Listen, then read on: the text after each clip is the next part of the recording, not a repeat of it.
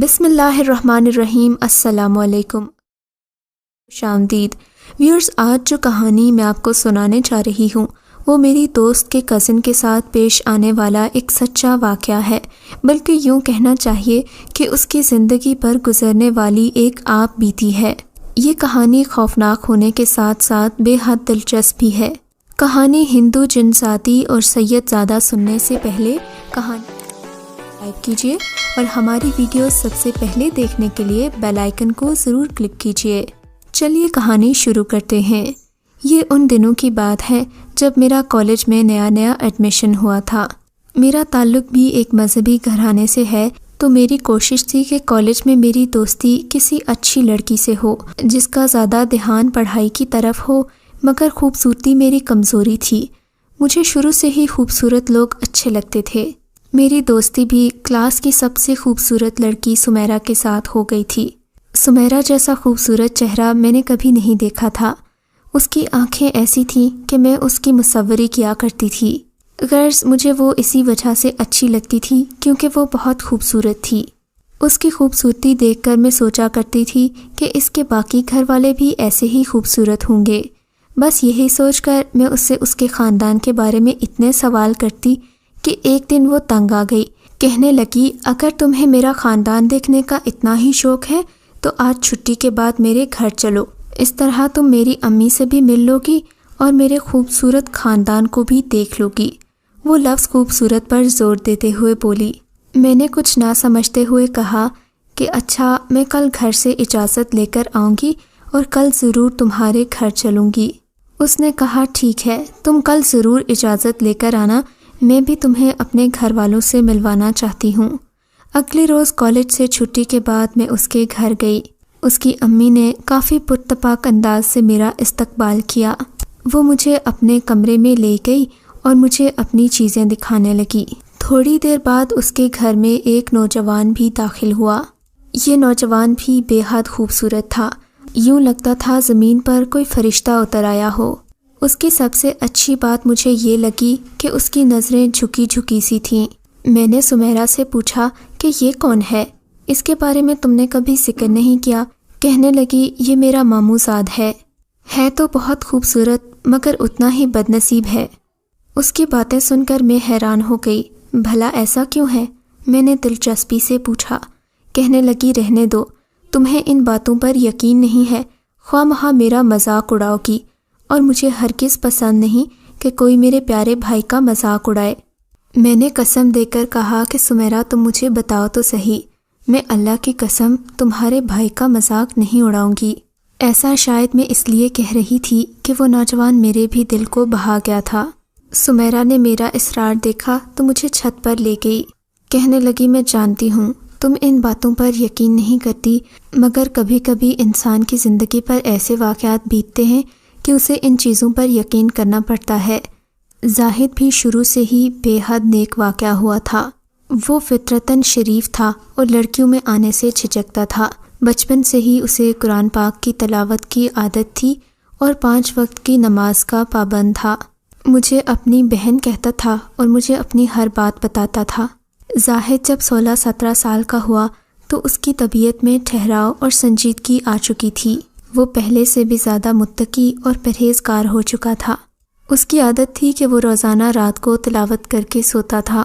ایک دن وہ حسب معمول تلاوت کر کے سو گیا، مگر رات کو اس کو اپنا گلا خشک محسوس ہوا تو وہ پانی پینے اٹھ گیا، مگر یہ دیکھ کر حیران ہی رہ گیا کہ پانی اس کی سائڈ ٹیبل پر رکھا تھا، حالانکہ اس نے سونے سے پہلے کبھی بھی ٹیبل پر پانی نہیں رکھا تھا۔ خیر، اس وقت اس نے مارے پیاس کے پانی پی لیا کیونکہ پانی کافی ٹھنڈا معلوم ہو رہا تھا اور یہ گرمیوں کے دن تھے تو اسے کافی پیاس بھی محسوس ہو رہی تھی۔ اگلے دن وہ صبح اٹھا تو اس کی طبیعت پر عجیب سا بھاری پن تھا۔ اسے سمجھ میں نہیں آ رہا تھا کہ یہ کیا ہو گیا ہے۔ اس کا کسی چیز میں نہ دل لگ رہا تھا اور نہ ہی کوئی کام کرنے کا من تھا۔ وہ سارا دن یوں ہی لیٹا رہا۔ وہ ویسے بھی اکیلا تنہا ہی رہتا تھا، مگر آج اسے یوں محسوس ہو رہا تھا جیسے وہ اکیلا نہیں ہے بلکہ کوئی اس کے ساتھ ہے۔ اس نے اس بات پر توجہ نہ دی اور سوچا کہ یہ میرا وہم ہے، ویسے بھی میں زیادہ تر وقت اکیلا گزارتا ہوں تو ان چیزوں کا محسوس ہونا کوئی بڑی بات نہیں ہے۔ غیر زاہد نے اس بات پر کوئی توجہ نہیں دی اور حسب معمول رات کو تلاوت کر کے سو گیا۔ آج رات کو جب اس کی پیاس کے مارے آنکھ کھلی تو یہ دیکھ کر حیران ہی رہ گیا۔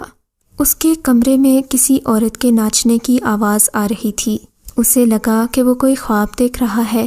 ناچنے والی عورت نہایت ہی خوبصورت آواز میں گانا بھی گا رہی تھی۔ آواز اتنی مدھر اور سریلی تھی کہ وہ سنے بغیر رہ نہیں سکا۔ وہ ایک سکتے کی عالم میں بیٹھتا سنتا ہی چلا گیا۔ سنتے سنتے نہ جانے کب اس کی آنکھ لگ گئی اور وہ پانی پیے بغیر ہی سو گیا۔ اگلی صبح اٹھا تو کل والے دن جیسی کیفیت نہیں تھی، بلکہ وہ ہلکا پھلکا محسوس کر رہا تھا۔ کل والی بات کو اس نے دوبارہ وہم جانا اور حسب معمول اپنے کام کرتا رہا، مگر اسے دن کے وقت یوں محسوس ہوتا جیسے کوئی اس کے ساتھ ساتھ چل رہا ہے۔ لیکن وہ زیادہ غور کرتا تو آواز آنا بند ہو جاتی، مگر بے دہانی میں پھر اسے وہی آواز محسوس ہوتی۔ اگلے دن جمعہ تھا اور وہ نہا دھو کے تیار ہو کے مسجد میں جمعہ پڑھنے جا رہا تھا۔ اسے محسوس ہوا کہ مسجد کے اندر داخل ہوتے ہی وہ آواز اس کا ساتھ چھوڑ دیتی ہے۔ وہ اس بات پر زیادہ حیران نہیں تھا، کیونکہ اس نے بچپن سے سن رکھا تھا کہ بری روحیں نیک انسانوں کو بھٹکانے کی کوشش کرتی ہیں۔ اسے یہ بھی معلوم تھا کہ اگر ان چیزوں کو زیادہ توجہ دی جائے تو یہ پہلے سے بھی زیادہ تنگ کرنے لگتی ہیں، لہٰذا اس نے چپ رہنا ہی مناسب سمجھا۔ مگر شاید وہ نہیں جانتا تھا کہ آج رات کیا ہونے والا ہے۔ رات 12 بجے دوبارہ اس کی آنکھ کھلی تو کمرے کا منظر مختلف تھا۔ اسے یوں لگ رہا تھا کہ وہ اپنے کمرے میں نہیں بلکہ کسی اور جگہ موجود ہے۔ یوں لگتا تھا جیسے یہ کسی راجکماری کا کمرہ ہے۔ وہ آوازیں جو اسے دن بھر آتی رہتی تھیں وہ آج اس کے سامنے تھی۔ حالانکہ وہ لڑکیوں سے دور دور رہنے والا ایک نیک انسان تھا، مگر اس راجکماری کا حسن دیکھ کر اس پر ایک سحر طاری ہو گیا۔ وہ لڑکی اپنے حلیے سے ہندو معلوم ہوتی تھی۔ اس کے گہرے لمبے سیاہ بال تھے اور اس کی مانگ سندور سے لال تھی۔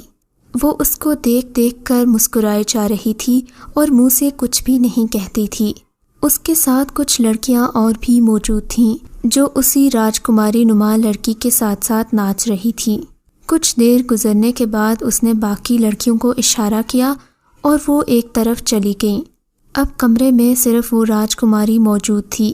اس نے اپنے سفید ہاتھوں میں ایک بانسری اٹھا رکھی تھی اور وہ بانسری اپنے ہونٹوں سے لگا کر ایک نہایت ہی سریلی دھن بکھیر رہی تھی۔ یہ دھن ایسی تھی کہ زاہد اس میں کھو ہی گیا۔ اب یہ روز رات کا معمول بن گیا تھا۔ ابھی تک اس نے زاہد کو کوئی نقصان پہنچانے کی کوشش نہیں کی تھی، بس وہ روزانہ رات کو اس کے پاس آتی اور اس کو اپنا ناچ دکھاتی۔ وہ بھی اس کے گانے سن کر خوش ہوتا تھا، مگر اسے معلوم نہیں تھا کہ اس کا خوش ہونا اسے کس قدر مہنگا پڑ سکتا ہے۔ وہ اپنی بے دھیانی میں اس کے عشق میں مبتلا ہوتا چلا گیا۔ یہاں تک تو سب ٹھیک تھا، مگر مسئلہ اس وقت ہوا جب مومانی نے میرے کزن کے رشتے کی بات چلائی۔ مومانی بچپن سے ہی اپنی بہن کی بیٹی کو نظر میں رکھے ہوئے تھیں۔ ان کا خیال تھا کہ زاہد کی تعلیم مکمل ہو جائے تو وہ اس کی شادی حدیقہ کے ساتھ کر دیں گی۔ بات تو دونوں خاندانوں میں پہلے کی ہی طے ہو چکی تھی اور زاہد کو بھی اس رشتے پر کوئی اعتراض نہیں تھا۔ زاہد کی امی نے پھر بھی جانے سے پہلے ایک بار اسے مطلع کر دیا تھا۔ یہ شام کا وقت تھا اور وہ اپنے کمرے میں مطالعے میں مصروف تھا۔ اس کی امی نے دروازہ کھٹکایا اور باہر سے ہی بولی، بیٹا مجھے تم سے ایک ضروری بات کرنی ہے۔ وہ اپنی ماں کی بات سننے کے لیے کتاب سائڈ پر رکھ کر متوجہ ہو کر بیٹھ گیا۔ بیٹا تم تو جانتے ہو حدیقہ کی تمہارے ساتھ نسبت بچپن سے طے ہو چکی ہے، مگر میرا خیال ہے کہ اب باقاعدہ منگنی کی رسم کر لینی چاہیے۔ ماں اپنے بیٹے کو خوب سمجھتی تھیں، لہٰذا انہوں نے سوچا تھا کہ وہ زاہد کو ساتھ لے جانے کی بجائے مٹھائی اور انگوٹھی لے کر خود ہی حدیقہ کے گھر جائیں گی اور اسے زاہد کی طرف سے انگوٹھی پہنا کر واپس آ جائیں گی۔ اسے بھلا کیا اعتراض تھا؟ وہ سیدھا سادھا لڑکا تھا، کسی کو پسند بھی نہیں کرتا تھا، پھر اسے بھلا حدیقہ سے شادی میں کیا اعتراض ہونا تھا؟ جو کچھ اسے خواب میں نظر آتا تھا وہ تو ظاہر ہے حقیقت نہیں تھی کہ اس کی بنا پر شادی سے انکار کیا جا سکے، مگر ماں کے کمرے سے باہر جانے کے بعد ہی طوفان شروع ہو گیا۔ کمرے میں توڑ پھوڑ کی آوازیں آنے لگیں، ایسے لگ رہا تھا جیسے کوئی شیشہ توڑ رہا ہو۔ وہ گھبرا کر کھڑا ہو گیا مگر اسے کچھ نظر نہیں آیا۔ چیزیں ٹوٹنے کی آوازیں تو آ رہی تھیں مگر کمرے میں سبھی کچھ صحیح سلامت تھا۔ اچانک اس کی نظر شیشے پر پڑی تو وہ یہ دیکھ کر حیران ہی رہ گیا کہ وہاں ایک نہایت خوبصورت عورت کی تصویر تھی، مگر وہ تصویر ساکت نہیں تھی، ایسے لگ رہا تھا کہ کوئی شیشے کے اندر سے اس سے مخاطب ہے۔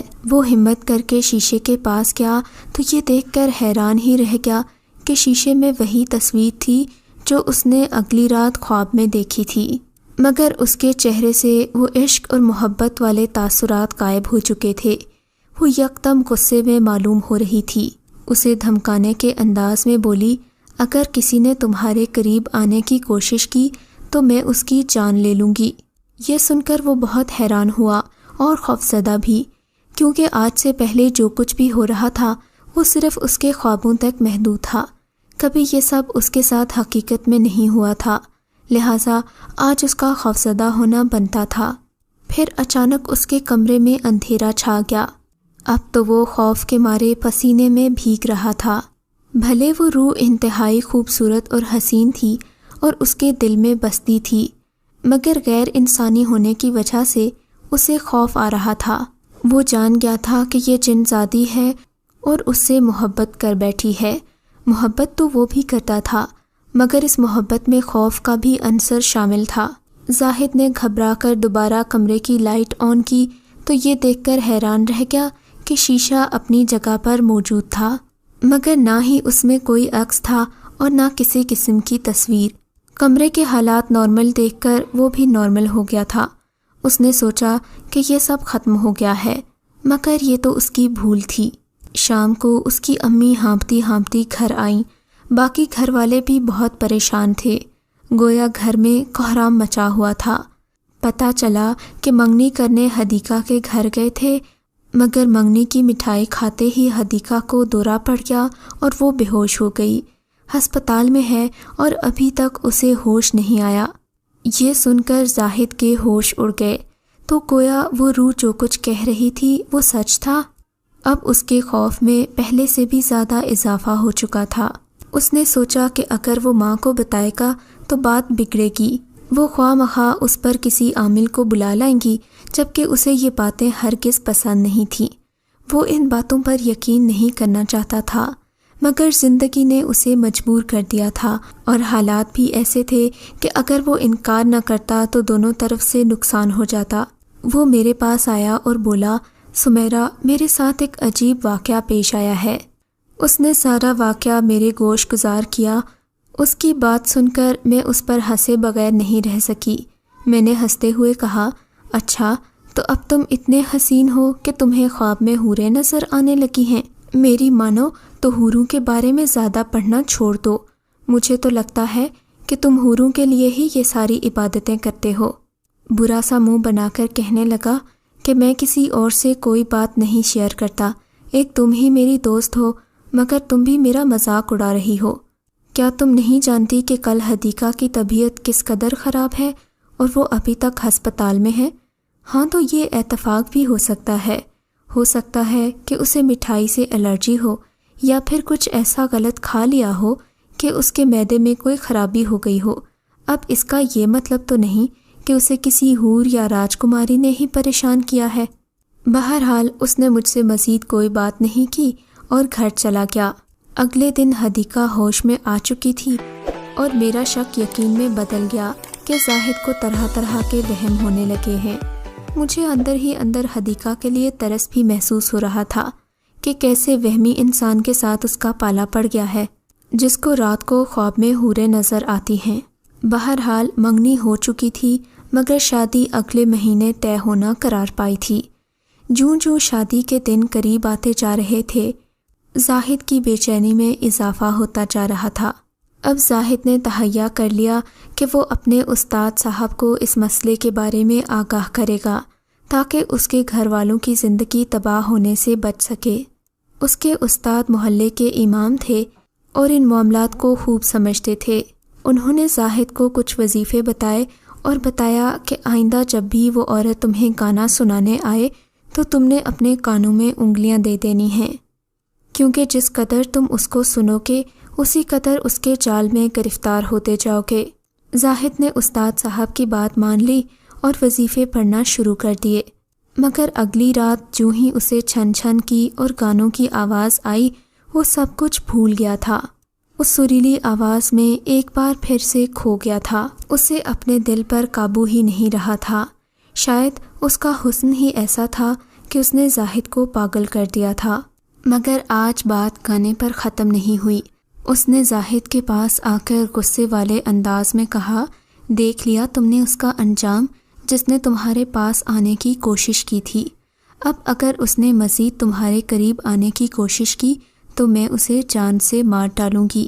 میں نے صرف تمہیں سمجھانے کے لیے یہ کیا ہے، میں اسے زیادہ نقصان نہیں پہنچانا چاہتی۔ زاہد نے آج ہمت کر کے اسے کہہ ہی دیا، آخر تم کیوں میرے پیچھے پڑی ہو؟ مجھے میرے راستے سے بھٹکانا چاہتی ہو جبکہ میں تمہیں پسند بھی نہیں کرتا۔ یہ سن کر وہ بل کھاتی ناگن کی طرح تڑپتے ہوئے بولی، تم صرف میرے ہو اور یہ بات میں اچھی طرح جانتی ہوں کہ تم بھی مجھے پسند کرتے ہو۔ اگر تم مجھے پسند نہیں کرتے تو میرے ہاتھ کا رکھا ہوا پانی کیوں پیا تھا؟ میرے گانے کیوں سنتے ہو اور مجھے نظریں بھر بھر کر دیکھتے کیوں ہو؟ اب زاہد کو اپنی غلطی کا احساس ہو رہا تھا کہ اس نے اس رات ٹیبل پر رکھا پانی پی کر کتنی بڑی غلطی کر دی تھی، اور آج بھی جب کہ اسے وظیفہ کرنے کو کہا گیا تھا وہ اس کے گانے پر چونک گیا تھا اور اسی میں کھو گیا تھا۔ وہ جنزادی مسکراتی ہوئی اپنا پلو جھاڑتی وہاں سے غائب ہو گئی، مگر زاہد سوچتا ہی رہ گیا کہ اب اس مسئلے کا کیا حل کروں۔ اب اس نے سوچ بھی لیا کہ وہ جتنی بھی حسین ہو میں اس کی طرف نظر اٹھا کر بھی نہیں دیکھوں گا، اور اگلی رات اس نے ایسا ہی کیا۔ اس کو وظیفہ کرتے ہوئے گانوں کی آواز آئی مگر اس نے توجہ نہیں دی۔ تھوڑی دیر بعد خوشبو کا ایک جھونکا آیا اور ساتھ ہی ایک مدھر آواز آئی، کیا تم میری طرف نہیں دیکھو گے؟ ایک بار دیکھ تو لو کہ میں کتنی حسین ہوں۔ آخر تمہاری اس کزن میں رکھا ہی کیا ہے؟ مگر زاہد سمجھ چکا تھا کہ جواب دینے میں اس کا ہی نقصان ہے۔ وہ بیٹھا وظیفہ پڑھتا رہا اور اس کی طرف کوئی توجہ نہیں دی۔ آخر وہ دن بھی آ گیا جب زاہد کی شادی تھی۔ حالات کافی حد تک معمول پر آ چکے تھے۔ اب وہ جنزادی اسے تنگ نہیں کرتی تھی۔ حدیقہ کے گھر والے بھی خوش تھے اور زاہد بھی اپنی طرف سے مطمئن تھا کہ اس نے جنزادی کو ٹھکانے لگا دیا ہے۔ اب نہ ہی اسے اس کی آوازیں آتی تھیں اور نہ ہی کانوں کی آواز پر اس نے کان دھرنے مناسب سمجھے تھے۔ کبھی کبھار اگر وہ پاس آ بھی جاتی تھی تو وہ اسے دھیان نہیں دیتا تھا۔ اللہ اللہ کر کے اس نے 1 مہینہ گزارا تھا اور اب وہ پر امید تھا کہ اس کی شادی والے دن کوئی ہنگامہ نہیں ہوگا، اور اس کی امیدوں کے مطابق ایسا ہی ہوا۔ حدیقہ صحیح سلامت اس کی دلہن کے روپ میں اس کے سامنے بیٹھی تھی۔ وہ دل ہی دل میں اپنی فتح پر خوش ہو رہا تھا۔ اس نے سوچا تھا وہ اپنی بیوی کو ان ساری چیزوں کے بارے میں آگاہ کرے گا۔ یہی سوچ کر اس نے اپنی دلہن کا گھونگھٹ پلٹا، مگر یہ دیکھ کر حیران ہی رہ گیا کہ وہاں حدیقہ نہیں بلکہ وہی راجکماری بیٹھی تھی۔ اس کے ہونٹوں پر مسکراہٹ ناچ رہی تھی اور آنکھوں میں ایک عجیب سا نشہ تھا۔ اس نے اپنی مدھر سریلی آواز میں کہا، تمہیں کیا لگتا تھا کہ میں اتنی آسانی سے تمہاری جان چھوڑ دوں گی؟ تمہاری اس عاشق محبوبہ کو تو اسی دن میں نے ٹھکانے لگا دیا تھا جس دن اس نے مٹھائی کھائی تھی۔ میں نے سوچا تھا کہ میں اسے کچھ بھی نہیں کہوں گی، مگر تمہاری بے رخی نے مجھے یہ سب کچھ کہنے پر مجبور کر دیا۔ میں مسلمان ہو چکی ہوں، میں تم سے محبت کرنا چاہتی ہوں، مگر مجھے معاف کر دو۔ مجھے تمہاری منگیتر کو مارنا پڑا، تمہیں پانے کے لیے یہ سب کرنا ضروری تھا۔ میں نے جب سے تمہیں مسجد والے راستے میں دیکھا ہے میں تمہاری عاشق ہو گئی ہوں، مگر تمہاری بے رخی نے مجھے ستا کر رکھ دیا تھا۔ دیکھو اب میں جن ذاتی نہیں ہوں، میں تمہیں انسان ہی کے روپ میں نظر آؤں گی۔ تمہارے گھر والوں کو بھی نہیں پتہ چلے گا کہ میں کون ہوں۔ میری شکل تو ان کے سامنے وہی ہوگی، ہاں بس تمہارے لیے میں مینا ہوں۔ آج اس نے پہلی بار اپنا نام زاہد کو بتایا تھا، مگر زاہد کی ساری خوشی ہوا ہو چکی تھی۔ کچھ بھی تھا مگر وہ حدیقہ کو دل سے پسند کرتا تھا، اس کے لیے دعائیں کرتا تھا اور چاہتا تھا کہ وہی اس کی بیوی بنے۔ اب ستم ظریفی تو یہ ہے کہ اس کے گھر والے اس کی کسی بات کا یقین نہیں کریں گے، کیونکہ وہ اس جن ذاتی کو حدیقہ ہی سمجھتے ہیں، جبکہ یہ بات صرف مجھے معلوم ہے کہ وہ حدیقہ نہیں بلکہ مینا ہے۔ اس کے ساتھ رہنا اسے عجیب لگتا ہے۔ وہ لاکھ حسین سہی مگر حدیقہ کی یادیں اس کے دل میں ہمیشہ زندہ رہیں گی۔ وہ اسے بچپن سے ہی پسند کرتا تھا اور دل سے دلہن بنانا چاہتا تھا۔ اتنے سال اس نے صبر کیا تھا کہ وہ اسے عزت سے بہا کر اپنے گھر لائے گا، مگر اب وہ اپنی ایک خطا کی وجہ سے اس جنزادی کے ساتھ رہنے پر مجبور تھا۔ بس یہی وجہ ہے کہ یہ بجھا بجھا سا رہتا ہے۔ حدیقہ کی یادیں دل میں ہیں اور کوئی بھی اس بات پر یقین نہیں کرے گا کہ حدیقہ مر چکی ہے۔ اس کے چہرے پر جو تمہیں درد نظر آ رہا ہے وہ اسی بات کا ہے کہ کوئی اسے سمجھتا نہیں ہے۔ کبھی کبھی تو مجھے بھی اس کی کہانی پر شک ہی ہوتا ہے، مگر پھر یہ میرا دوست ہے اور بھائیوں جیسا ہے تو میں اس کی بات پر یقین کرتی ہوں۔ میں جانتی ہوں کہ تمہیں بھی میری اس بات پر یقین نہیں آئے گا، کیونکہ شاید میرے لہجے میں بھی ایک بے یقینی ہے، مگر حدیقہ کی آنکھوں کی چمک اور اس کے بدلے ہوئے انداز بتاتے ہیں کہ وہ واقعی حدیقہ نہیں بلکہ کوئی اور ہی ہے۔ ویورز، آپ کو یہ کہانی کیسی لگی اور آپ کے خیال میں زاہد کی یہ بات سچی ہے یا محض جھوٹ پر مبنی ہے؟ ہمیں کامنٹ سیکشن میں ضرور بتائیے گا۔ اگر آپ کو یہ کہانی اچھی لگی ہے تو اس ویڈیو کو لائک کیجیے اور اس طرح کی مزید ویڈیوز دیکھنے کے لیے ہمارے چینل کو سبسکرائب کیجیے۔ اور ہاں، اگر آپ کی کسی دوست، رشتہ دار یا بہن کے ساتھ خدا نہ کرے ایسا کوئی واقعہ پیش آیا ہے تو ہمیں کامنٹ سیکشن میں اس کے بارے میں ضرور بتائیے۔